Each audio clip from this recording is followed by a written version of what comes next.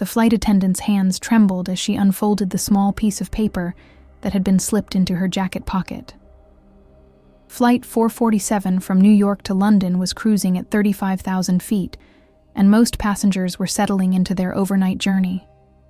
But what Sarah Mitchell read on that crumpled note would turn a routine red-eye flight into the most important 8 hours of a family's life. My name is Emma Rodriguez. I'm 15 years old, and I'm sitting in seat 12A with my father. I need you to know something that could save my family. Please don't let him see this note. Everything depends on it. Sarah's heart raced as she glanced toward row 12, where a teenage girl with dark hair sat next to a well-dressed man in his 40s. The girl caught her eye for just a moment, a brief, desperate look that said more than words ever could. Hi, everyone, and thank you for joining me for another story that will remind you why family bonds are both the strongest and most fragile things in our lives. Before we dive in, if these stories touch your heart the way they do mine, please hit that subscribe button and let me know in the comments what you think about Emma's courage. Now let's discover what that note really said and why it changed everything.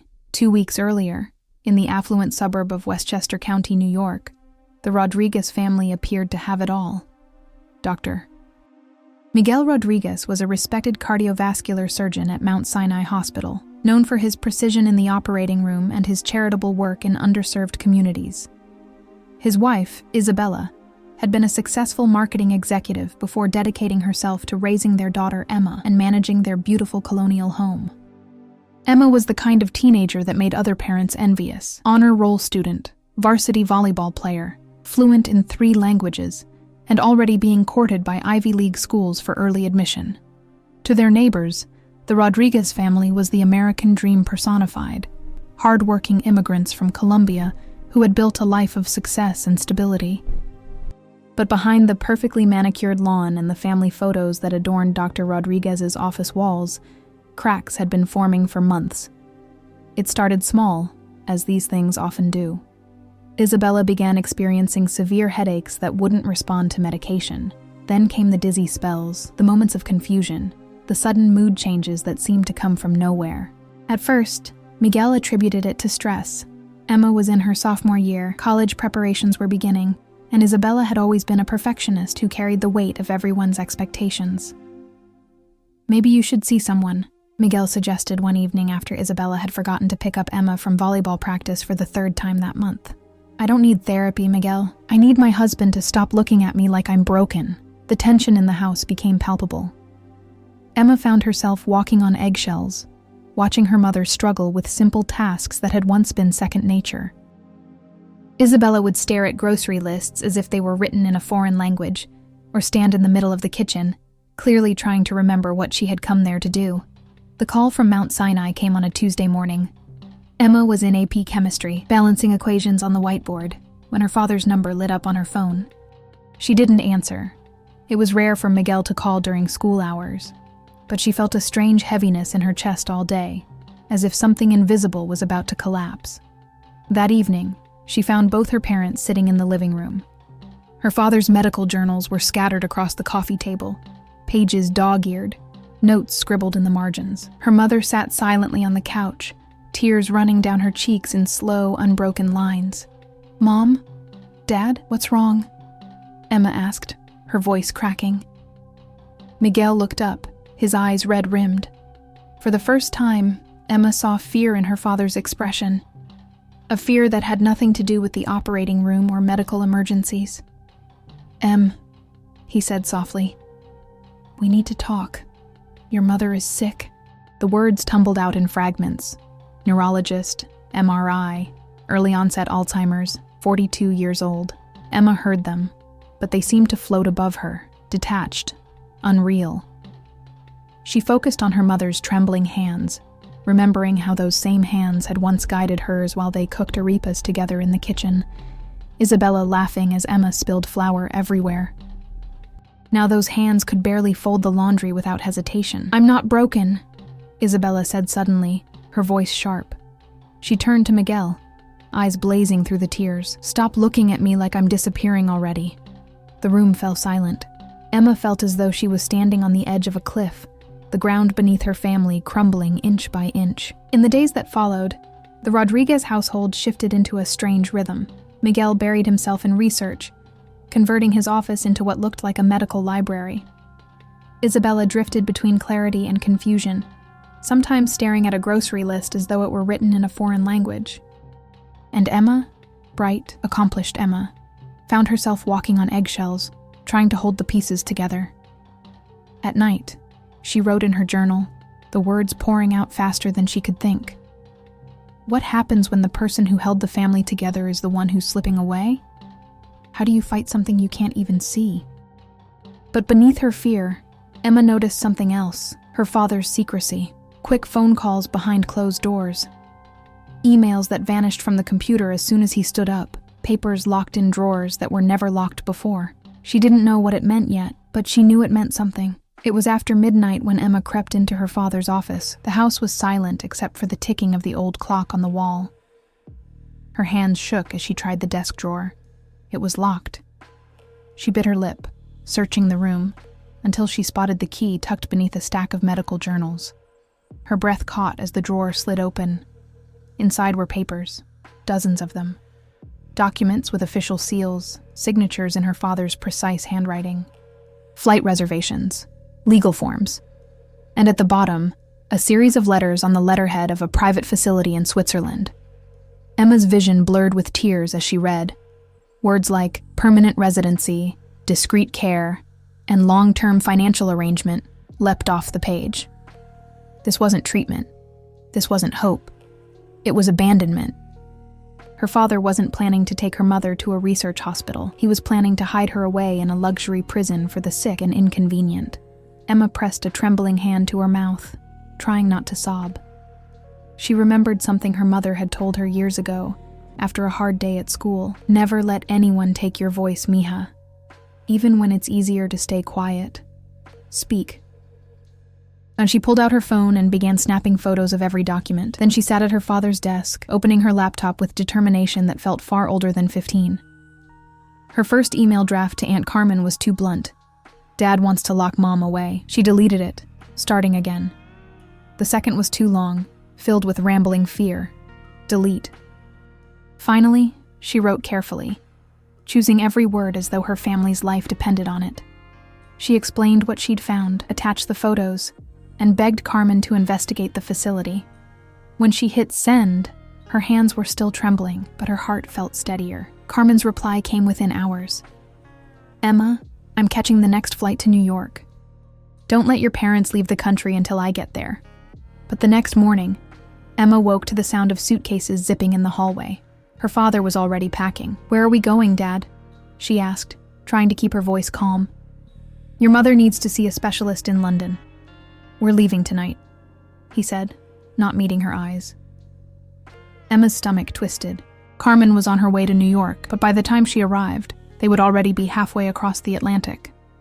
That afternoon, Emma sat with her mother in the garden, the autumn air sharp and cool. Isabella was having a rare moment of clarity. Mom, Emma whispered, leaning close. Dad isn't taking you to a specialist. I found the papers. It's not what he told you. Isabella's face shifted from confusion to alarm. Are you sure, mija? I'm sure. Aunt Carmen is coming to help, but Dad changed the plans. We're leaving tonight. For a moment, Isabella closed her eyes. When she opened them again, Emma saw something she hadn't seen in months. Determination. Then we'll have to be smarter than he is, Isabella said softly, gripping her daughter's hand. As the sun set over their perfect suburban home, Emma knew the fight was only just beginning. And for the first time, she wasn't just afraid. She was ready. Flight 447 to London departed from JFK at 10:30 p.m. The hum of the engines filled the cabin as passengers settled in for the overnight journey. Emma sat sandwiched between her parents, her father by the window, absorbed in medical journals, and her mother staring blankly ahead, her hands twisting the hem of her sweater. Emma's heart hammered against her ribs. The folder in her backpack felt heavier than the suitcase in the overhead bin. Copies of the Swiss facility documents, Aunt Carmen's urgent emails, and the longer letter she had written just in case she didn't get the chance to explain everything in person. But she couldn't risk exposing it all at once. She had to be careful, strategic. Her eyes drifted to the flight attendant moving down the aisle. She had kind eyes, a professional smile, and a name tag that read, Sarah Mitchell. Something about her calm, steady presence gave Emma the courage she needed. She reached into her backpack and pulled out a single folded note, the one she had rewritten a dozen times. When Sarah leaned down to adjust a passenger's tray table, Emma rose as if to go to the bathroom. With a swift, practiced motion, she slipped the note into the flight attendant's jacket pocket. Sarah felt the paper brush against her side. At first, she assumed it was trash, but when she unfolded it, her pulse quickened. My name is Emma Rodriguez. I'm 15 years old, and I'm sitting in seat 12A with my father. I need you to know something that could save my family. Please don't let him see this note. Everything depends on it. Can you meet me in the back alley in 10 minutes? Sarah had been a flight attendant for 12 years. She had dealt with unruly passengers, medical emergencies, and even near crises at 35,000 feet. But never a note like this. 10 minutes later, Emma stood in the back galley, clutching the folder to her chest. When Sarah arrived, Emma's voice was steady, but her eyes betrayed the storm inside her. Not me, Emma whispered when asked if she was in danger. My mom. My father is taking her to Switzerland under false pretenses. He says it's treatment, but it's really a facility where he plans to leave her. Sarah hesitated only for a moment. She had seen desperation before, but this was different. This girl had evidence, proof. She wasn't exaggerating. She was pleading for help. What do you need me to do? Sarah asked. Emma handed her the folder, her hands trembling. When we land, my aunt will be waiting. But my father has arranged private transport straight to Switzerland. I need you to help me delay that long enough for my aunt to stop it. Sarah skimmed the documents, her stomach tightening with every page. This wasn't just a family dispute. It was a calculated plan to disappear someone. She looked back at the determined 15-year-old in front of her and made a decision that would change 3 lives forever. I'm going to help you, Sarah said quietly, but we need to be smart. For the next several hours, while the cabin darkened and most passengers slept, Emma and Sarah whispered plans in the shadows of the galley, 2 unlikely allies preparing for the moment the plane touched down in London. The cabin was quiet, filled with the soft hum of engines and the occasional cough or snore from sleeping passengers. Miguel dozed by the window, the faint scent of the sleeping pill lingering on his breath. Isabella sat rigidly, her eyes closed but her body tense, as though bracing for something unseen. Emma glanced at her mother. Isabella's fingers tapped nervously against the armrest. When their eyes met, Emma gave the slightest nod. Isabella returned it, her expression firm despite the fog of illness. It was time. Emma slipped away again, heading for the galley where Sarah was waiting. The folder lay open on the counter, documents spread out under the dim cabin light. Sarah looked up, her brow furrowed. Are you ready? She asked softly. Emma nodded. We don't have much time. Sarah knew she couldn't confront Miguel directly without escalating the situation in front of other passengers. So she used her authority as cabin crew to create a diversion. She approached Miguel with practiced professionalism. Dr. Rodriguez, I'm sorry to disturb you, she said, her voice polite but firm. There's been a message from the airport about your travel arrangements. Could you come with me to the front of the aircraft? Miguel blinked awake, groggy but curious. He followed her, leaving Emma and Isabella alone for the first time since takeoff. In the forward galley, Sarah closed the curtain and laid the documents on the counter. Dr. Rodriguez, she said, her voice sharpening. I need you to explain these. Miguel's eyes widened as he scanned the familiar papers. His face shifted rapidly, confusion, anger, and then resignation. You don't understand, he muttered. My wife is very sick. This is the kindest thing for everyone. The kindest thing, Sarah replied, would be letting her choose what happens to her own life. She can't make rational decisions anymore, Miguel insisted, his voice cracking under the weight of exhaustion and guilt. I can't watch her fade piece by piece. I'm a surgeon. I fix people. But I can't fix this. I can't stand to watch her disappear. For a moment, the mask of the brilliant, controlled doctor fell away, and Sarah saw a broken man desperate to protect himself from unbearable pain. Maybe you can't fix her illness, Sarah said gently, but you can choose not to abandon her. Your daughter is fighting for her mother's dignity. Maybe you should listen to her." Before Miguel could respond, a sudden commotion erupted from the cabin. Emma's voice cut through the quiet. "Mom! Stay with me, Mom!" Miguel rushed back, Sarah close behind. Isabella was in the grip of a panic attack, breathing rapidly, trembling, her eyes wide with fear. Emma held her hands tightly, whispering in Spanish, trying to ground her. "She heard us talking," Emma explained quickly. "She knows." Miguel knelt beside his wife, his doctor instincts taking over as he steadied her breathing. But when Isabella finally calmed, she looked at him with rare clarity. "Miguel," she whispered, her voice trembling but sharp. "Why didn't you tell me the truth about where we were going?" Her question hung in the air, heavier than the silence of the sleeping cabin. For the first time in months, Miguel had no answer. At 35,000 feet, with the Atlantic stretching endlessly beneath them, the Rodriguez family's carefully constructed world had cracked wide open. And the landing in London promised only more confrontation. The captain's voice broke through the cabin speakers as the first light of dawn touched the horizon. "Ladies and gentlemen, we'll be beginning our descent into London Heathrow in approximately 20 minutes. Please return to your seats and fasten your seatbelts." The cabin stirred. Passengers stretched, pulled up window shades, and prepared themselves for landing. But for Emma, the descent wasn't just about the end of a flight. It was the beginning of a battle. She glanced at her mother, who looked pale but alert. Isabella's eyes searched Miguel's face, silently demanding answers he had not yet given. Miguel avoided her gaze, his jaw tight. Sarah walked quietly down the aisle, catching Emma's eye. She gave the faintest nod, a signal that their plan was still in motion. The plan was simple. Delay Miguel long enough for Aunt Carmen to intervene at Heathrow. But simple did not mean easy. Miguel was determined, and his arrangements were meticulous. A private driver, pre-cleared transfers, even expedited medical clearance.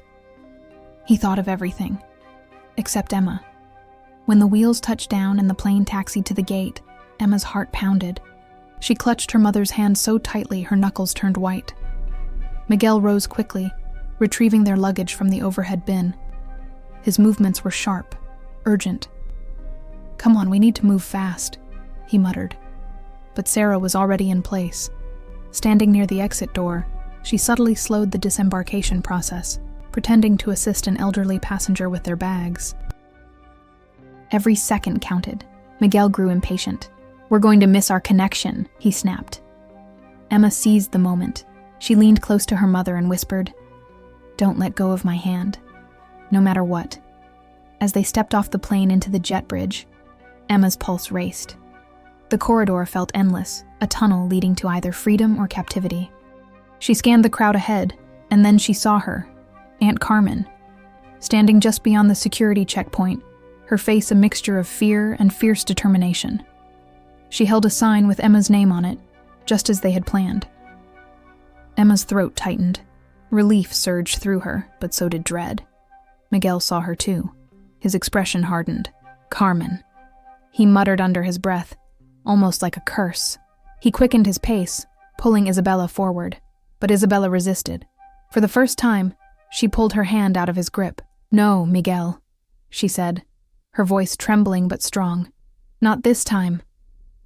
The moment froze. The bustling terminal around them seemed to fade as the family stood locked in confrontation, years of silence and secrets erupting into the open, and Emma realized the true battle was only beginning. Security officers moved through the terminal, scanning for any signs of disruption. Miguel noticed them and stiffened. He had hoped to avoid this kind of scene. Carmen rushed forward, her eyes filling with tears as she embraced Isabella and Emma at once. "You're safe now," she whispered, holding them tightly. Then she turned to Miguel, her voice cold.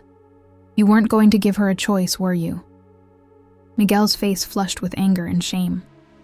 "You don't understand what it's like," he snapped, "watching someone you love disappear day by day, until they're just gone. I couldn't let her drag us all down with her." Isabella stepped forward, her voice shaking but resolute. "You wanted to put me away so you wouldn't have to see me fade, but I am still here, Miguel. I am still your wife, and I will decide how I live my final days, not you." her words cut sharper than any accusation. Passengers nearby stopped to watch, the drama unfolding in the middle of Heathrow's arrival hall. Emma, her hands trembling, pulled the folder from her backpack and thrust it at the nearest officer. "This is proof," she said, her voice breaking but firm. "Proof of what he was planning." The officer scanned the documents, then exchanged a glance with his partner. "Sir, we need you to come with us for questioning." Miguel's face collapsed into despair. He looked at Emma, his brilliant, stubborn daughter, and for the first time, he seemed smaller, diminished. Not the brilliant surgeon, not the man who always had control, just a husband and father who had lost his way. "Emma," he whispered, his voice cracking. "I only wanted to protect us." Emma's eyes filled with tears, but her voice was steady. "You weren't protecting us, Dad. You were protecting yourself." As security led Miguel away, Isabella clung to her daughter and sister. Relief, sorrow, and exhaustion washed over her all at once. Carmen kissed Emma's forehead. "You were braver than any of us," she said softly. "You saved your mother." For the first time since the nightmare began, Emma allowed herself to cry freely. She had fought for her mother's dignity, for her family's truth, and against the silence that had nearly destroyed them.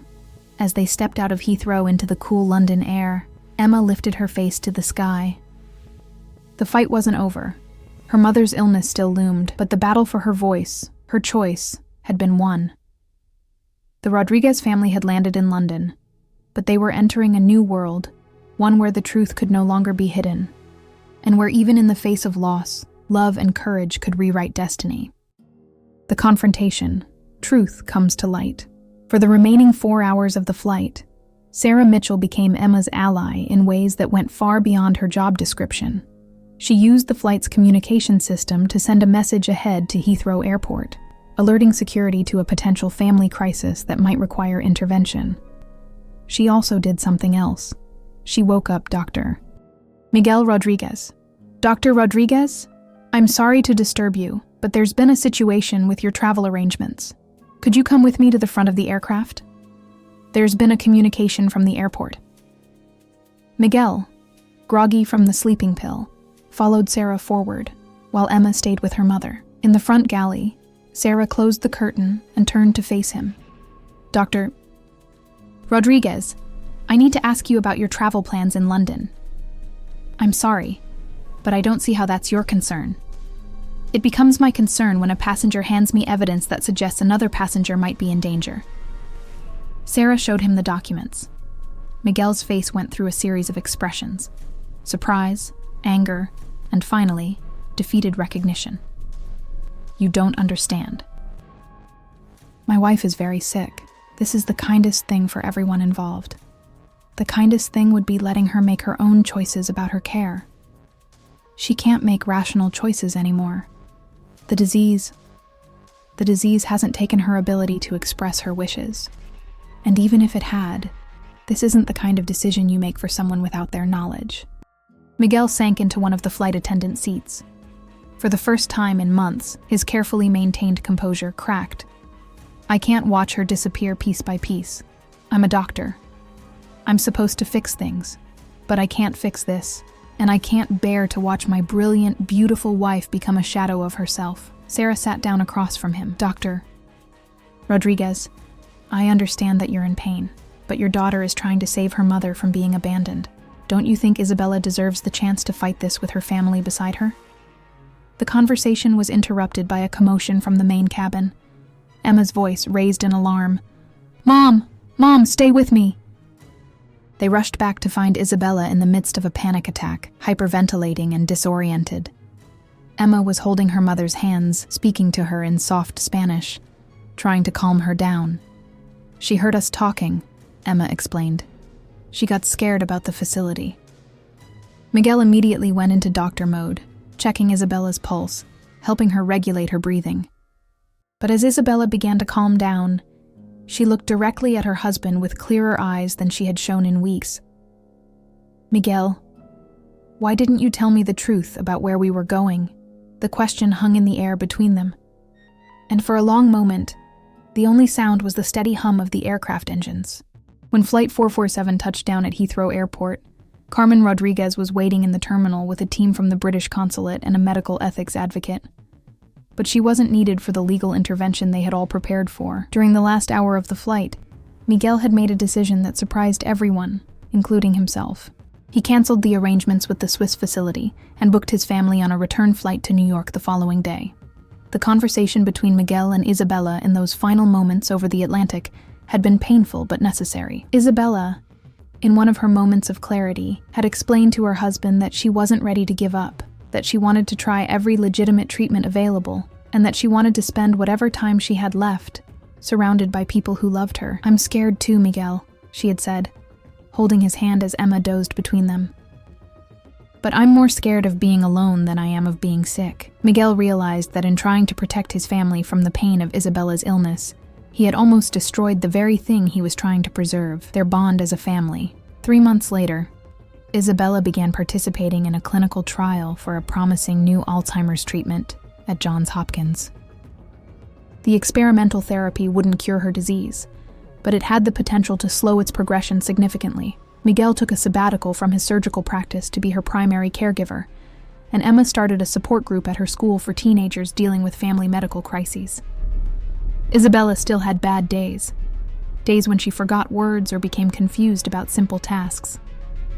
But she also had good days when she helped Emma with her college applications and cooked traditional Colombian meals with her mother's recipes, determined to pass them down while she still could.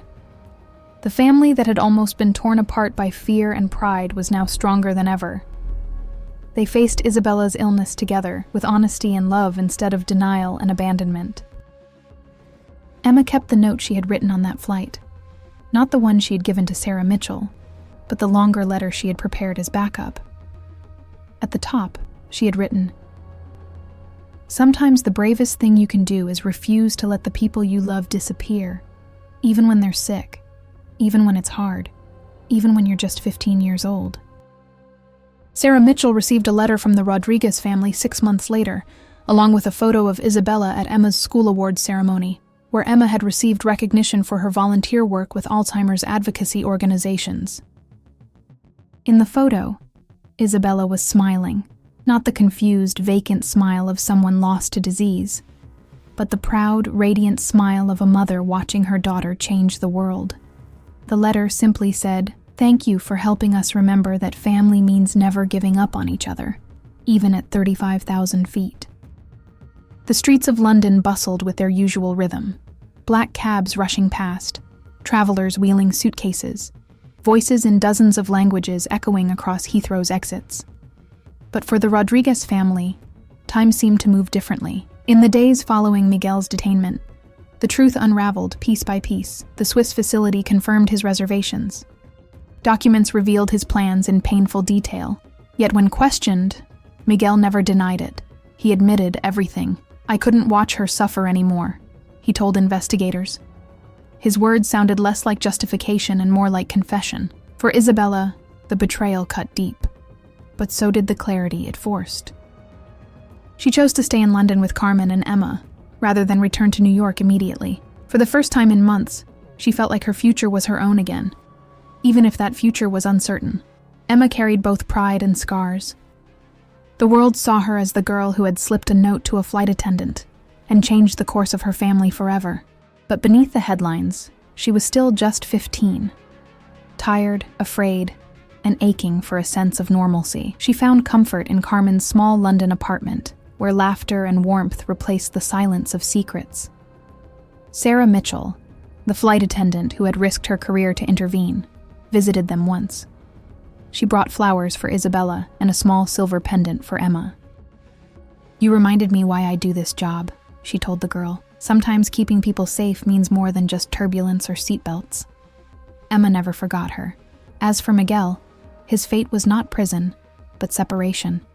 Legal proceedings ensured Isabella's autonomy and barred him from making further medical decisions on her behalf. He returned to New York alone, stripped not of his career, but of his family's trust. Weeks later, on a quiet evening in London, Isabella sat on a park bench beside Carmen while Emma played her guitar nearby. Autumn leaves swirled in the wind, and for the first time in a long time, Isabella smiled without forcing it. "I don't know how much time I have," she said softly. "But at least now, it will be mine." Carmen took her hand, and ours, together. Emma strummed a melody, her voice carrying gently through the park. In that moment, despite all they had endured, the Rodriguez women felt something they thought they had lost forever: freedom. And though the shadow of illness remained, so did the light of choice. Hard-won, but unbreakable. The story that began with a note at 35,000 feet had landed in the heart of London. And from that note, a family's silence was shattered, their truth reclaimed, and their love reborn. Emma Rodriguez's courage on that flight reminds us that sometimes the youngest voices carry the most important messages. Her mother, Isabella, is still fighting her battle with Alzheimer's, but she's fighting it surrounded by love instead of abandoned by fear. And Dr. Miguel Rodriguez learned that being a healer sometimes means accepting what you cannot fix and focusing on what you can still protect. What struck me most about this story was Emma's maturity, the way she planned carefully, gathered evidence, and found allies instead of simply confronting her father with anger. Sometimes wisdom comes in unexpected packages, and sometimes a 15-year-old girl knows more about family loyalty than the adults around her. I'd love to hear from you in the comments. What do you think gave Emma the courage to take such a big risk to protect her mother? Have you ever had to stand up for someone you love when they couldn't stand up for themselves? Share your thoughts below, and if this story moved you the way it moved me, please subscribe and hit that notification bell. These stories matter because they remind us that love, courage, and family bonds can overcome even the most difficult circumstances.